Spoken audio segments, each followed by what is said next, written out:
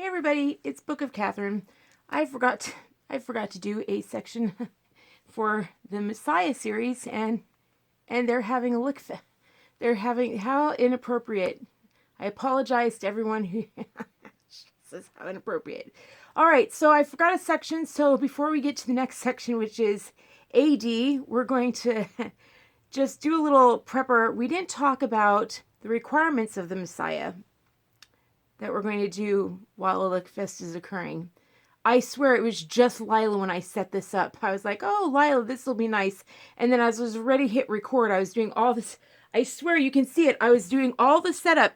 All my tabs are there. While I had to get all the tabs ready to actually share all of this research with you, I heard this licking in this background as I went to hit record. And I'm like, wait, that can't be. That can't be. And then I hit record and I was like, no, no. So, oh well, that's it. That's the way it's meant to be. And so I got lipstick on my teeth again. So I was supposed to be going to bed, but I was like, I got all this research in my head. I better share it with you. Okay, so we're going to, I'm just so sorry. All right, so let's go over the prophecies and the Messiah. Because remember that, the people in AD, remember this is all over. There's a reason why the Jewish Bible, the Jewish Talmud, and basically Christians and Jews all share history. And even Islam, they all share history. They all share early history. They all believe in the same early history, right? It's just when they get up to the time that Jesus arrives, that's when they all disagree and they all go, wah, right? They all go, bah, at that 0 age thing. And so I'm going to go over this with you to go over the early thing that we talked about, because I talked about paganism and all the different types of religions that were going on at the time, and why this little religion of Israel was so different, in Judaism and Yahwehism. I found out online now they call it Yahwehism. So I turned out I was right to choose the word Yahweh to describe that God, Yahwehism. The thing is that, and like Islam, even though it believes in the Abrahamic religions, Islam didn't come in until AD, after Jesus was here. So that's still an AD religion. So let's talk about what these Messiah was supposed to be, what they expected, and all this stuff, what Jews believe the Messiah, what it all says, these texts say the Messiah is supposed to be, what they're looking for, the whole thing, and what happened, everything leading up to AD. So let's explore, shall we say, this, the Judaism, right, or pre-Christianity. Right? Because remember, Christianity didn't get that term Christianity for a long time. They just considered themselves Jewish converts.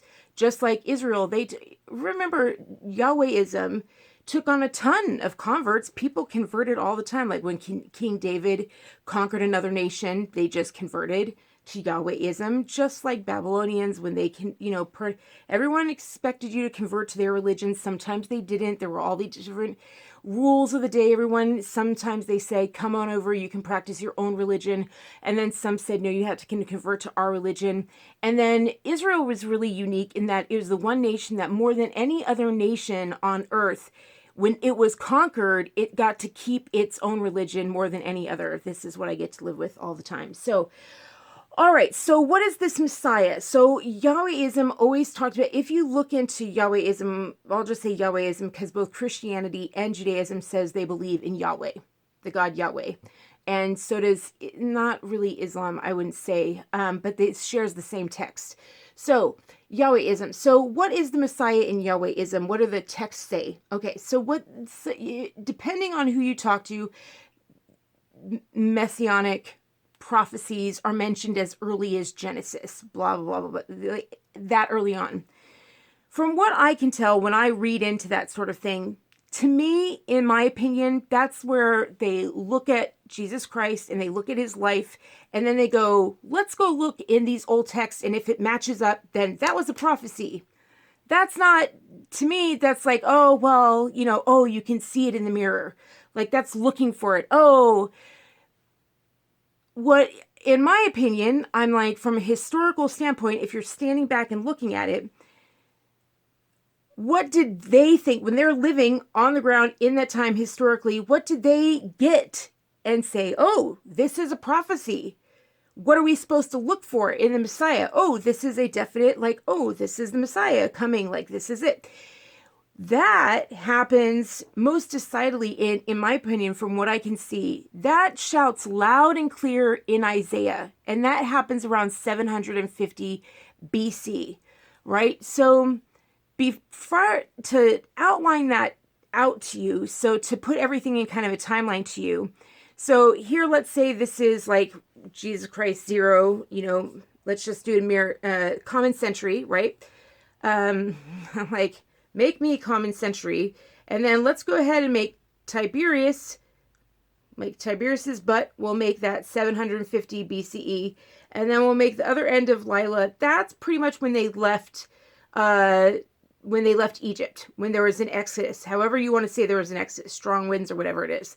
So 1250 is when they left Egypt. So the Israelites lived under Egypt. It says they had an amazing time living under Egypt. They had good kings that let them live separately, let them have their own God, let them have their own lives, and they lived well. And it was kind of like having a good relationship, right? They lived separately. The rulers and pharaohs didn't require the Israelites to have their exact same practices and their exact same religion. And then an emperor died and boom, they expected them to, then it was kind of a tyrant. And the tyrant was like, no, you have to practice. And it got really, really bad. This is all kind of a step. You can see why freedom of religion became a really big deal when America was formed. And so tyranny began and was like, you have to practice our religion. You have to pay taxes, all this stuff. And that's when like Joseph and the Technicolor Dreamcoat, all those sort of things happen.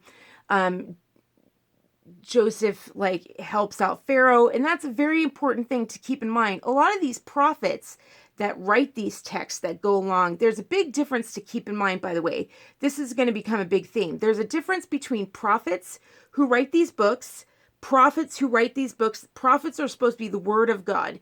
So prophets write these books, and those are supposed to be the words of God to the people of Israel. And sometimes the prophets also speak to the kings that are any kind of king, the king of Israel or the king of Babylon or the Pharaoh, anything. So like Pharaoh's like, oh, I had a dream and I can't understand it. And Joseph would be like, oh, I can interpret it for you. And it would save his people, and it would save Pharaoh, and it would save Egypt and everything like that. So, and sometimes it would, convert Pharaoh or convert Nebuchadnezzar for a time or whatever, or would put down the Chaldeans, or, there's all these interesting ways that it would work to see how this idea of prophecy that we're just learning about with watching how things are going down, like all of a sudden I'm certainly reading things more, how things are going down in Beirut, how things are going down over there when their prophets, they didn't have prophets like, thousands of years before telling them things.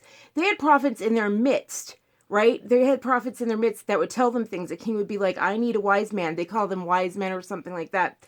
And they say, we need wise men to tell us what's going on. And every society would have one. And then you see how Israel's would come through or even do miracles and signs and wonders and stuff like that. Very interesting what was recorded.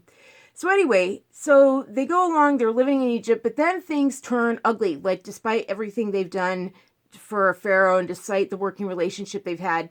And so it says like all their relationship, all the things they've done for Pharaoh has been forgotten. Kind of like all the famines they've saved them from. It sounds like their prophets have really helped Pharaoh out. And so Pharaoh was like, you and your people get a different deal, if that makes sense. Like, you guys get a different deal. You've saved us. You've given us prophecies. You've saved us from a lot of death and a lot of destruction. We probably would have we would have been taken over by another king. So you and your people get to stay this way, and you get to have your own laws, your own tax. You get taxed less, the whole 9 yards.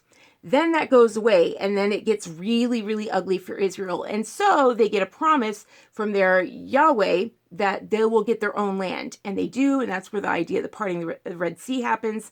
And for whatever reason, they say, winds. There's a bunch of different reasons.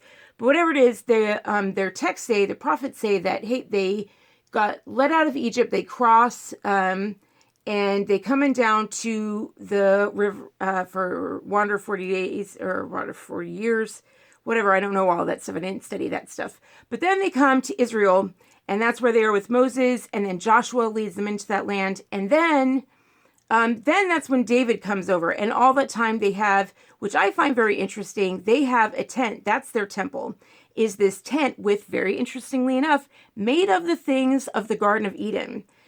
There's this big promise made to King David, and King David is like, oh, I want to give you a house. You only have a tent. Let me give you a house. I have this house of fine cedar made from the cedars of Lebanon. And he's like, I want to give you something finer than that. You only have a tent. And he's like, well, then let me promise this. I'm going to give you a permanent kingdom from one of your descendants. And that's the thing, is one of his descendants was this Jesus Christ, person. And so that's what they say, a permanent kingdom. Like one of the things that Jesus said was first thing out of Jesus's mouth after John the Baptist dies is the kingdom has come. And that's very interesting. The permanent kingdom has come. And that's very, very fascinating. So anyway, so they come down, and so 1250 BC, they're wandering the desert. Then they get a permanent fix in the desert. And then, so there's prophets talking all this time. They have their own kingdom. They're in the desert. They're no longer ruled by anybody else. They have wars and everything like that. They come in contact with people.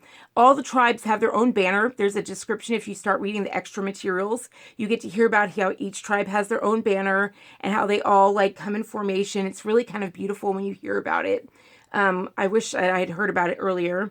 It's kind of beautiful. And then King David comes along. They ask for a king, and so their Yahweh gives them a king. And because all the other nations have king, they want a king. So Yahweh gives them a king, King David, and then King David has Solomon. So then Solomon comes along, and Solomon builds the big temple for the Lord. And that's right around 1000 BCE. So they leave Egypt at 1250 BCE. And then that moves us up to about 1000 BCE. So that's right in the middle of these two. So we're right here. That's very important because, and I'll show you why. All right, if you see this little graphic right here, this is what's called the Silk Road. And this is the entire continent of Europe to Asia. And what you see right here is that's China over there where I am. Hello. And this is Israel right here. And this is, of course, Beirut. And down here is Israel, right in here. And, of course, what happens is that it connects. You have to go through Israel in order to get to Africa, where all that lovely gold is, all the gems of the world are. So Africa is super, super important. There's also mines up in Europe, but Europe hasn't. There's a lot of rough people. Africa has been mined for generations through Egypt. They have a huge river that goes right down the middle of Africa. And it's been mined for generations, just thousands of years. That's why Egypt has so much gold there. So this is a huge Silk Road that begins. Now, when does it begin? And go right through Israel? Well, 1000 BCE. 1000, like right here. Same time as Solomon comes to the throne, when he gets all of his wisdom. That's why it says he begins trading, marries 1,000 wives, all up and down. 1000 BC is right when that Silk Road begins. It doesn't get all the way, but it just begins, right? Now, so why is that important? And then all of a sudden, so there's all these faithful people. They leave. They get so faithful that they're faithful to their Yahweh all the way through Egypt. They're faithful to their Yahweh exiting Egypt. They're faithful to their Yahweh in the desert. They're faithful. And then all of a sudden, 1000 BCE, they get to Solomon. And by the end of Solomon's reign, they're sacrificing babies on Moloch, right? And then that's it. Like from then on, by the time you get to Ezekiel 8, all the priests are like doing sun god worship, and the women are doing things from India worship and things from China worship. And it's so bad that they end up, the king of Babylon comes and raids them and just destroys the temple. And what happens? Well, it's very, very interesting. I'll tell you what happens. So in Ezekiel 28, recently, we learned this year in Ezekiel 28 that there's this text, this Hebrew text. Ezekiel was one of these prophets of theirs. We learn in Ezekiel 28 that the Yahweh says that Satan fell due to buying and selling. It actually says not only that, not only buying and selling, but buying and selling because of Beirut, because of Tyre, Tyre, literally because of that city. It says, God's message came to me, Son of man, raise a funeral song over the king of Tyre. Tell him a message from God, the master. And it goes on and it says, In much buying and selling, you turned violent, you sinned. I threw you, disgraced, off the mountain of God. I threw you out, you the anointed angel cherub. No more strolling among the gems of fire for you. Your beauty went to your head. You corrupted wisdom by using it to get worldly fame. But it starts with, in much buying and selling, you turned violent, you sinned.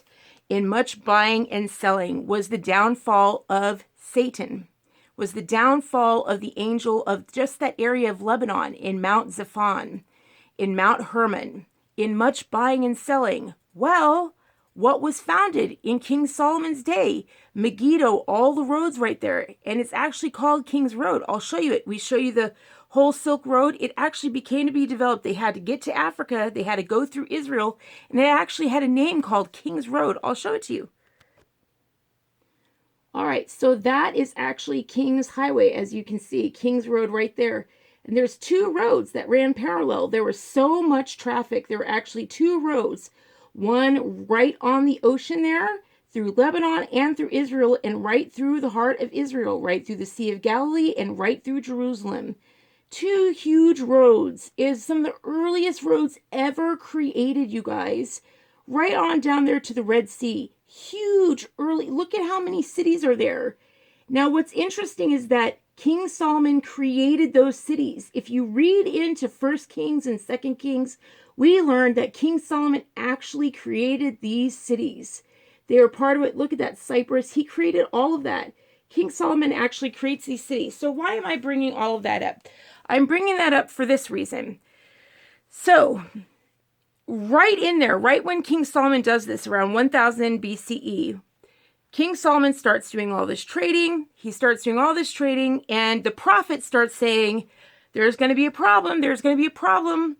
There's going to be a problem. You're going to get destroyed. And then boom, at 700 BCE, in comes Isaiah and says, the Messiah is going to come. And all the people who have, all the high priests who have started trading, this is already 250 years into their trading. Like 250 years of trading already. Like by now the kingdom's split into two. There's Israel up top, Judea down below. You can look into that. Already the guys up top are already in heavy trades with the other kings of the world.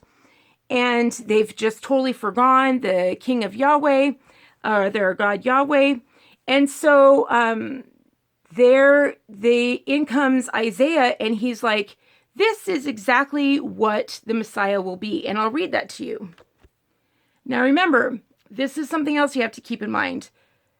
The King's Road, you have to remember how it said Jerusalem and the high priests of all kingdoms, they always got to kind of practice their own things. Even when Pilate came of Rome, he was like, everyone has to convert to our religion. Why doesn't Rome? What the heck? I'm going to get them to convert. They're going to have to carry our eagle. Why do they not have to, why doesn't Jerusalem? What's so great about this Yahweh guy that they don't have to convert? So imagine when these guys who are so proud about their Yahweh hear that their Messiah is this. The servant grew up before God, a scrawny seedling, a scrubby plant in a parched field. There was nothing attractive about him, nothing to cause us to take a second look. He was looked down on and passed over, a man who suffered, who knew pain firsthand. One look at him and people turned away. We looked down on him, thought he was scum. But the fact is, it was our pains he carried away, our disfigurements, all the things wrong with us. We thought he brought it on himself, that God was punishing him for his own failures, but it was our sins that did him in, that ripped and tore and crushed him, our sins. He took the punishment, and that made us whole. Through his bruises, we get healed. We are all like sheep who's wandered off and gotten lost. We've all done our own thing, gone our own way, and God has piled all our sins on, everything we've done wrong on him, on him. Okay, so it goes on like that. Isaiah goes on and on like that. High priest didn't like that too much. Doesn't make the high priest sound too good. It's funny when I see people, this ask thing that says, you know, I see a lot of videos now that say, why don't the Jews believe in Jesus? And I'm just kind of like, well, I think that proves that Jesus is their Messiah, because all of the things, the texts all say that they won't accept, the Jews won't accept their Messiah. It all says that they'll hate their Messiah. It's very odd that I've never seen a text say, oh, you know, we'll send one and then you'll hate him. Like, I've never seen a religion say that, like, you're going to hate what we send you. Like, I've never seen that before. Studied a lot of religions and stuff like that, but that's, well, I think the Pope does a pretty good job of that. So, trying to make you go nuts. So, hold on a minute. Now, there are other things in there as well. Like, King David has some things that talks about, it says, now packs of wild dogs come at me, thugs gang up on me, they pin me down hand and foot, lock me in a cage, in a bag. And other translation says they actually pierce hand and foot. But again, I think that's kind of translating, thinking that it's going to be, I'm like, you can't change things to fit what you want. So it's very interesting to see all the, Isaiah just really goes, Isaiah especially really goes. There's other things, especially for if you think that Jesus is the Messiah and you go back and look, there's a lot that the Jesus story, not necessarily the Bethlehem story, because we don't know how much of that is true. You know, Rome doesn't share any of their records with the world, which are very, very, very detailed. They have everything on his story, on Jesus's story. They've got it all, birth records and everything. They know it all. They've got it all written down. But as far as things like what they said the Messiah will do, and how the people will take the Messiah, and how it will change the relationship with their God and all that sort of thing. All of that happens with Isaiah, and then a lot with a lot of prophets come afterwards, like Hosea and Jeremiah. A ton comes with that. But something really happens after Jeremiah, and not Jeremiah, but something really happens after Isaiah, and that's what I wanted to talk about. So something really happens after Isaiah, and basically there's this understanding, from what it appears to me to be, is that there's this understanding after Isaiah that, okay, it's saying that we're going to hate the guy that we get, and they know the prophecies are all coming true at this point. So they're like, this guy is going to be ugly, which is going to make us look bad to our trading partners, A.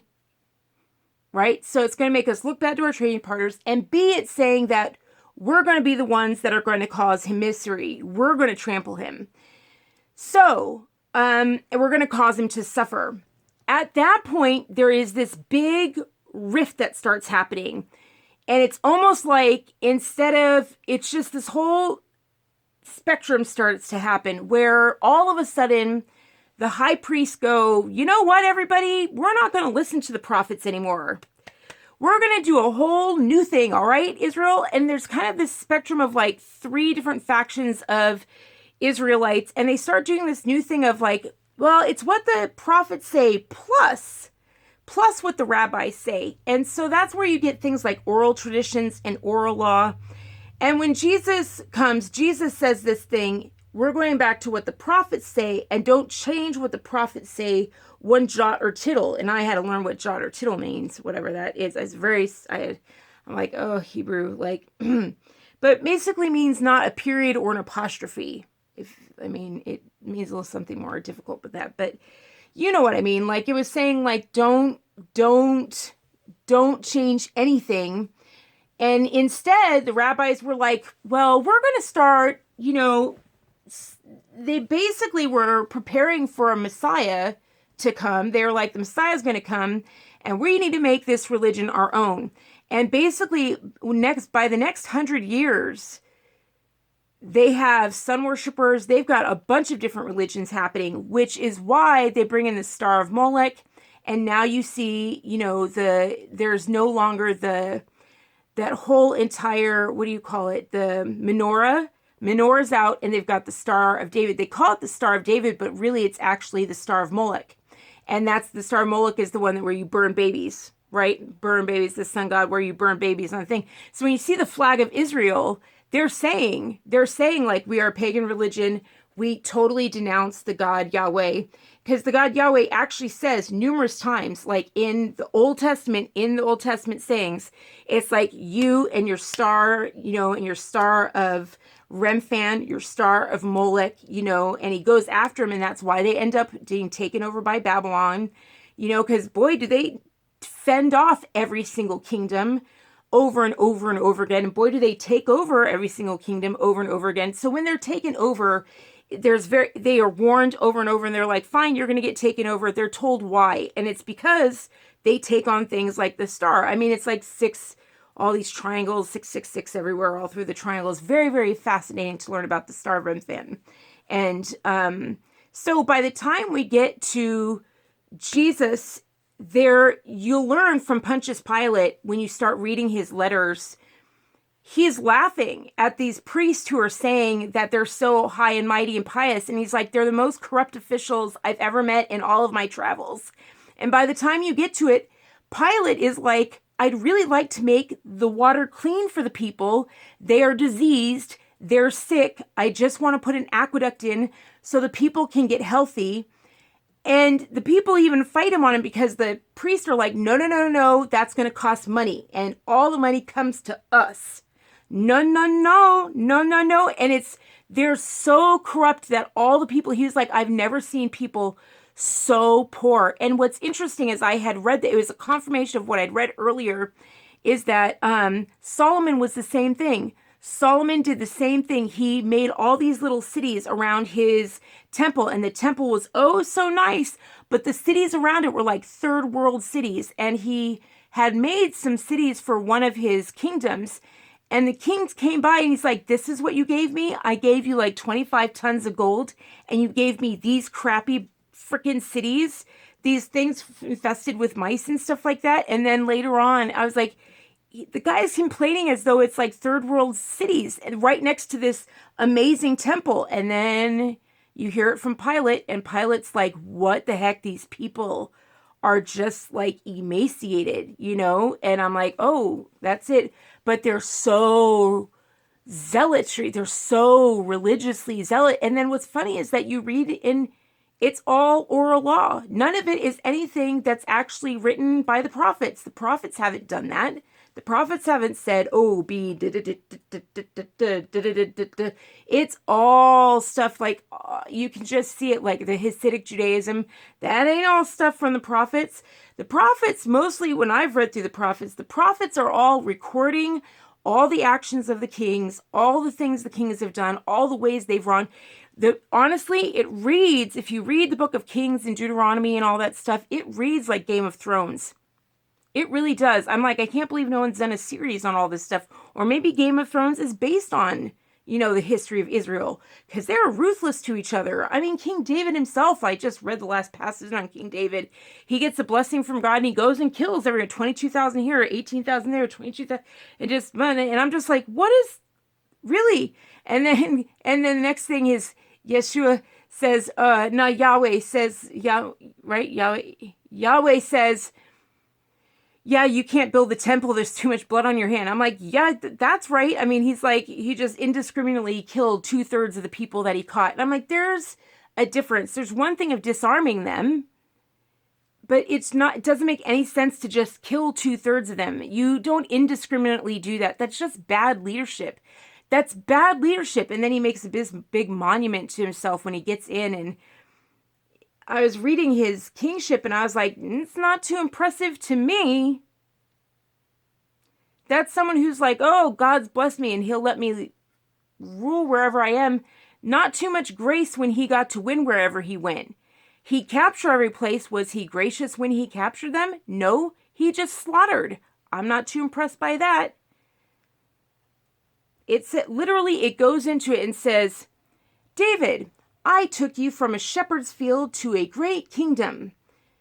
And since you have wanted to give me a bigger house, I'm going to go ahead and bless you and not be like I was to Saul who came before you. And I'm not going to let him pay for all his sins. I'm going to be good to you no matter what. And what does he do? He goes, really? Okay. And he goes all the way. And of course, he wins everything. And what does he do? He doesn't go, oh, thank you. I'm so lucky I won everything. I'm so lucky. I'm going to pass on that grace, pass on that goodness or whatever, and let these people just take all their chariots, take all their knives or weapons or swords or whatever, whatever, and let them live or practice it. Oh, no, no, no. I'm just going to be indiscriminately pow, pow, pow, pow, pow, pow, pow, pow, pow, pow, pow. Oops, did I kill 2/3 of you? Yeah, because you know what that does when you do that? That's mob mentality. That's like Italian mafia before the Italian mafia was around. That sounds like Rome, which, by the way, we learned that Italy founded Rome. We learned that it was. That's a long story. But that's mafia type thing. And when you do that, that makes people want to take you down in the future. You know what I mean? You build people who want to take you down. They just thirst for your blood because they're like, why'd my daddy die? For no reason, like for nothing. That's just someone with a big stick who just doesn't seem like they're grateful to have the stick. Anyway, so that's going on. So anyway, those are the things. If you read into what it says the Messiah, like who it says the Messiah will be, like the predictions of the Messiah, there's a whole bunch of actual predictions of like, oh, it'll be this woman, or it'll be that woman, or oh, it'll be this. What I recommend you, and if you're like, oh, I don't think it's the Messiah or whatever, what I would say is a few things. Number one, if you're thinking about Jews and what the arguments of Judaism, I've gone into that's the first way I got involved in the Messiah, the argument back and forth, is that we went and we visited some of the arguments of the Messiah, what Jews said the Messiah were coming. And it was like, oh my gosh, their own pages were like clearly arguing for the fact that it already happened. But the way they would introduce it and the way they would frame it was lying, like they were twisting it. They introduced it a certain way, just like the fake news does, or reframe it a different way. But if you ignored all the text introducing it and all the text framing it, and if you just read what their prophets said and forget their oral blah, blah, blah, blah, their article, and just say, oh, the heading, like, oh, this is what we're expecting for our Messiah, and then you just read, here's our text passages. All right, what are your passages? If you just read the passages, you're like, yeah, that means it's happened. That means it's in the past. Are you deaf? Like, really, are you deaf? And then you read because I said I've been going since February, I think it was, February, March or something. You read into it further, and then it's like on and on. It says, Israel won't. Israel will not accept this guy. Israel will not. Judaism will not. They will absolutely not. They will absolutely reject this Savior, like this Messiah, whatever. They will reject the Messiah, all the different. Now I'm going to have to come up with a name for. I have one for Yeshua. Okay, so. Yeah, no, if I do Yahweh and Yeshua, I've already mixed those two up. So we got Yahweh. So this is like pagan. I got just paganism. That's easy. So paganism, nice, easy thing. So we got Yahweh, and now we need just an easy. We'll just stick with Jesus. Thing is that I'm pretty sure Jesus is just, that's like saying, John. I know it stands for something else. Like Jesus is not. But I'll have to find some other name. And Messiah can be something for that's just for a certain religion, the Messiah for a certain religion or certain faiths or whatever. So I'll have to come up for something else. We'll have to figure out something else. I'll figure it out. I'll talk with my friends. So anyway, so reading those passages, it's pretty freaking obvious. But then I'm like, oh, well, and I think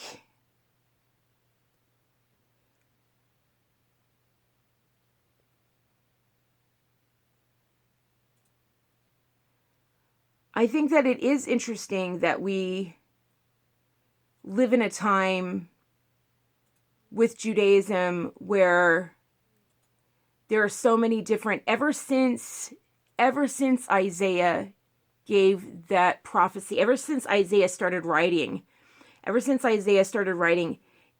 Judaism has broken off. More and more factions have appeared. So by the time Jesus's birth, Jesus of Nazareth, we'll just try and see, how about Jesus of Nazareth? Jesus the Nazarene arrived. By the time Jesus the Nazarene arrived, there were, I believe, like 5 factions of Judaism. Like 2 different families following, like there was the Maccabees, and there was another family that was living out in Egypt they were following. And then there was another like pagan thing. There's all these like different, there was also like right within Israel, the tribes had, each tribe had a different, like each tribe had their own version of Judaism, or their own version of which rabbi they were following. And they didn't call them rabbis back then. I don't think they had that, but they each had a high priest that they were following back then. And then after Jesus of the Nazarene came, who did it start separating even more? Ha ha ha ha. I mean, that really just, right, Lila? You know it, girl. Like, you know it. She's just like, or she's saying it's time to wrap up, mommy. So yeah, I mean, it really just,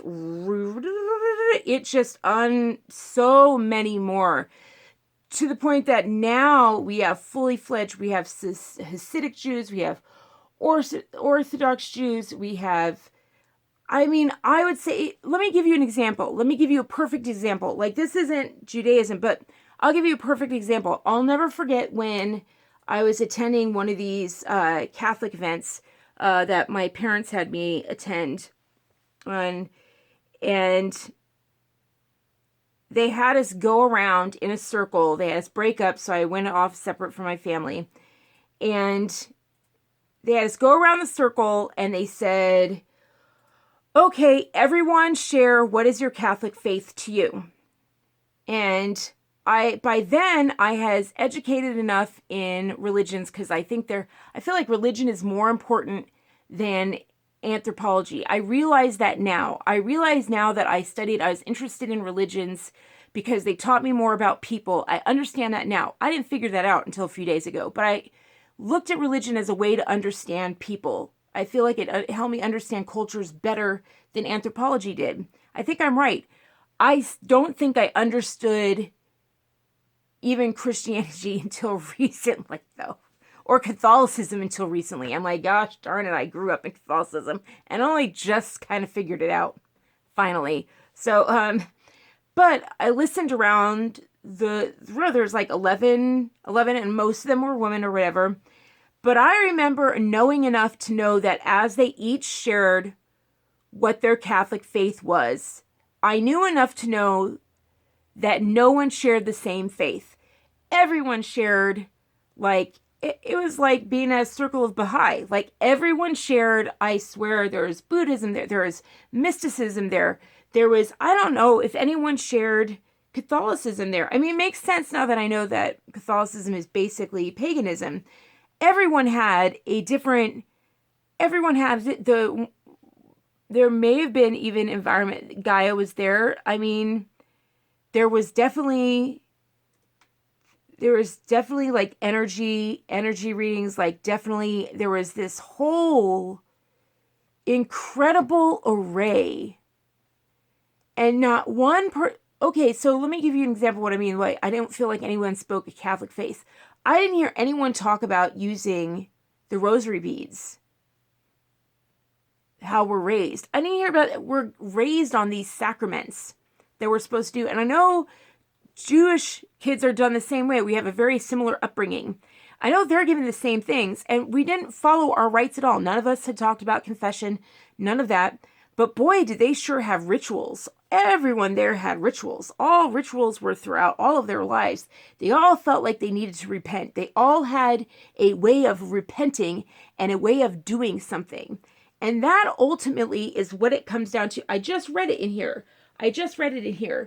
That's exactly the difference. It says, I guess I just realized what that says is that Isaiah 53 is that it says, he took the punishment and made us whole. Through his bruises, we get healed. We're like sheep.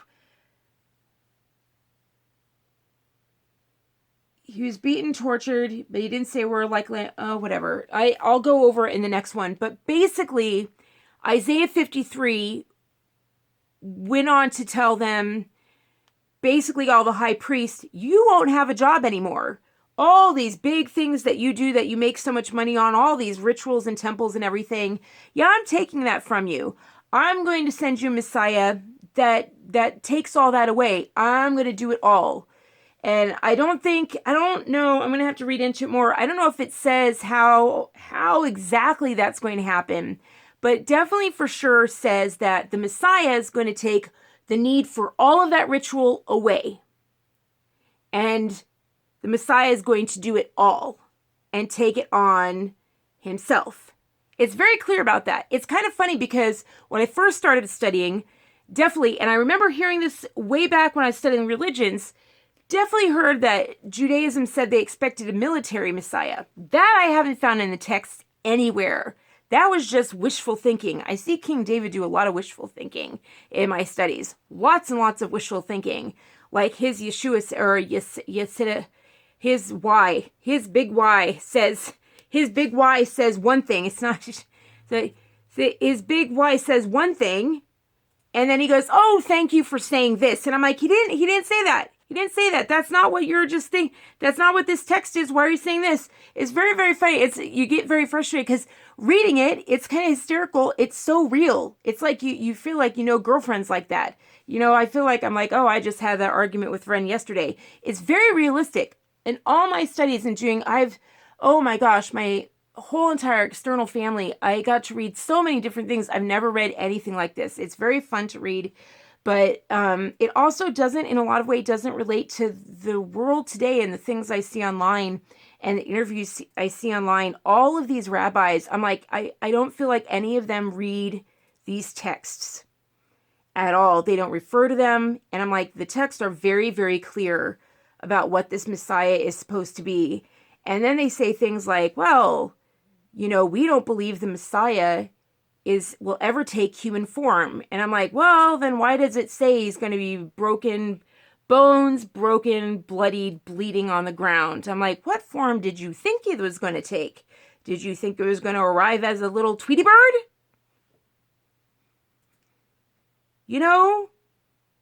Hands torn, face, everyone will turn from them.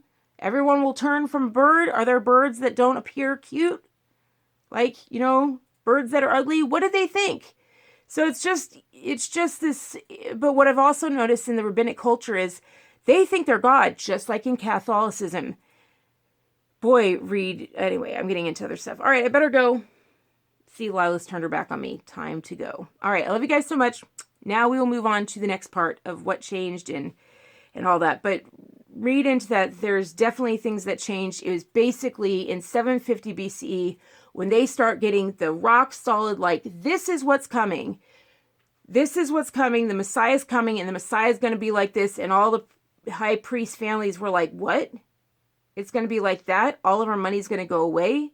All that's going to be away, and it's going to make us look bad in front of all these nations and our Silk Road, and you're going to ruin we better change our religion. And they started adding oral law and this other law and all this other stuff. And because they did that, boy, did they sure lose out on stuff. They lost their temple, they lost this, they lost that, and they boom, all this stuff. But boy, like, they've never gone back. It's just completely, and it's kind of funny because today the religion looks nothing like what you see in the text. It's very, very fascinating. It's very, very different. They almost completely do oral law. So when you're actually studying, when you go into the text today, even my friends do it. They're like, well, it says, and they go, da-da-da-da. I'm like, no, that's a rabbi. A rabbi says that. That's different what the prophet says. I'm only interested in what prophets say at this point because only so far has anything a prophet said come to pass.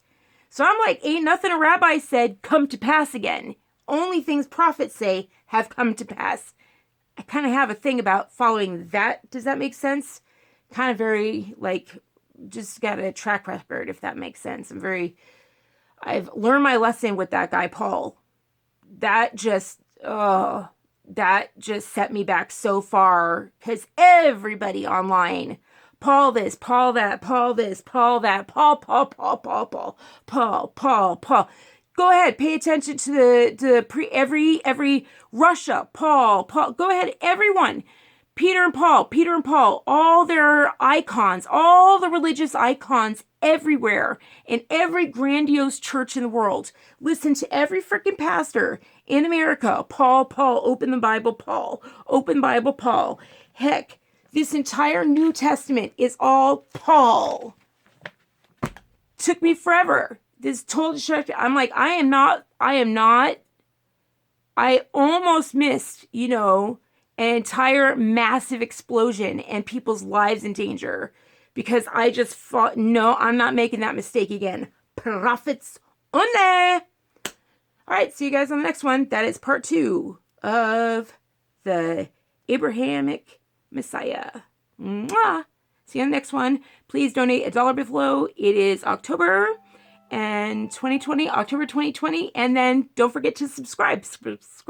Link is down below, so it'll notify you when I am back. All right, love you so much. Oh, and so if you want to subscribe to Twitter, because on there every day. All right, love you. Bye.